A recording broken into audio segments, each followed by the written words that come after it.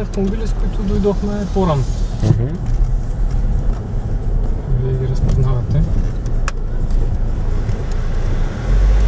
Удобно да стане.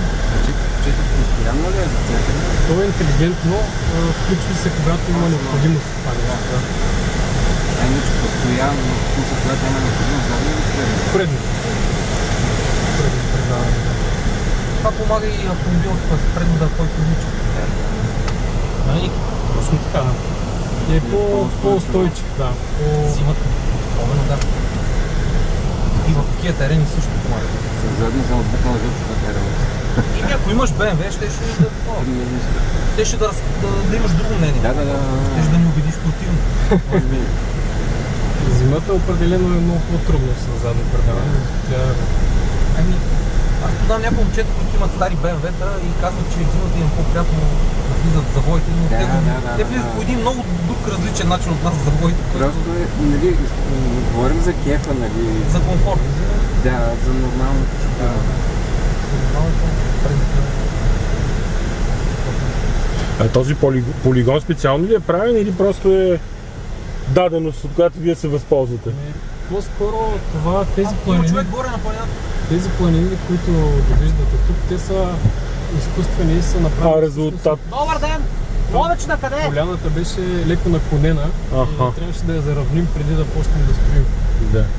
Това нещо всичкото е в резултат на изколоправене на площадка. Да, точно.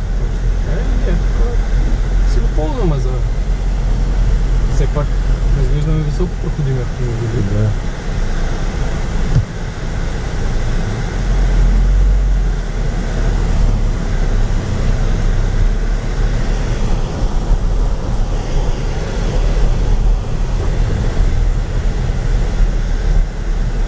Предполагам, че тук пикапа хвърчи по този път. Пикапа абсолютно никакви проблеми няма.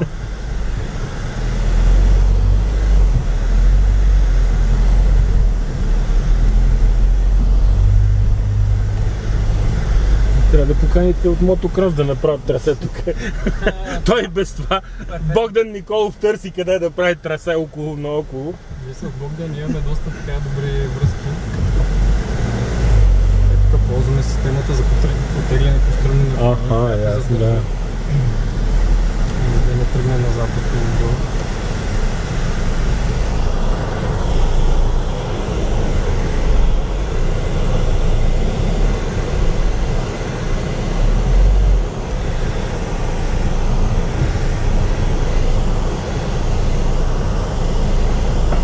А вие казахте, строихме завода, т.е. вие сте от самото начало? Ами... горе-долу да. Аз лично съм от 2009 година. 2010 година в компанията. 2009 беше първа копка тук, но... това е баща ми, господин Никиот старши. Да. Аз от самото начало. Бях тук и аз на първа копка с тях, разбира се. Това са хората, които са дали и здравето да се случи това нещо, да го видим сега. Определено доста мислени нощи е така е.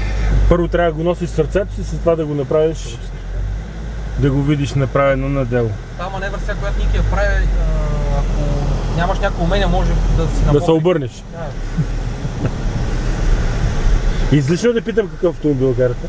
Излишно, да. Въпросът е дали е H6? Ами от по-старите модели един. За момента H6 не мога да си го позволя все още, но мисля, че скоро. И това ще го има.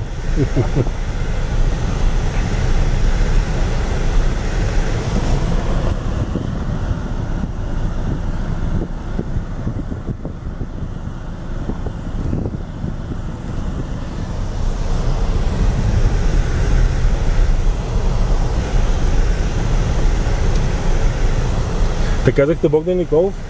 Богдан Николов доста близка връзка, така държим с него. Вие знаете, той организира това събитие Night of the Champions, освен мотокрос шампионата. Арена Армения. За фристайл ние подаряваме автомобил там обикновено. Миналата година, декември месец, сега подарихме един такъв автомобил.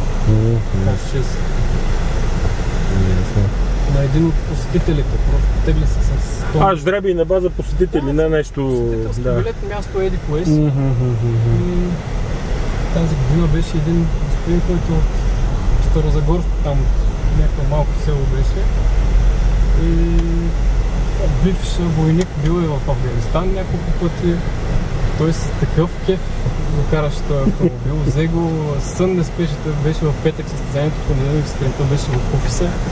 Всичко оправяме документи набързо, взе го обратно. Скоро даже ще пусна един Мерак. материал с него, да, просто.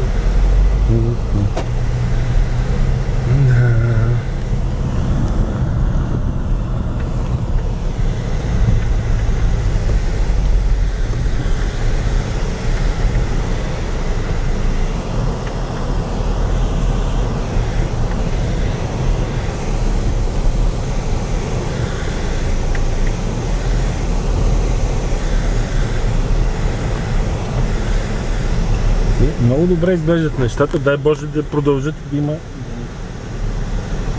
Разбира се, зависи от развитие. Да. най-вече. Но няма причина просто да не се случат нещата. Не, аз имам преди повече българи да вярват и да купуват това, защото в крайна сметка наистина машината е добра. Казвам го съвсем откровено. Да, така е. Въпрос на име, че Това мислят и... трябва да се промени мисленето на хората, че китайско е лошо и така нататък. Защото има кампанията, нали, да се гарете българското е окей, нали, в тази посока. Той го една колежка пита на двигателите, какви са в смисъл на посока, че казаха ми, че са по-хубави. Тоест, не мога да цитирам точно,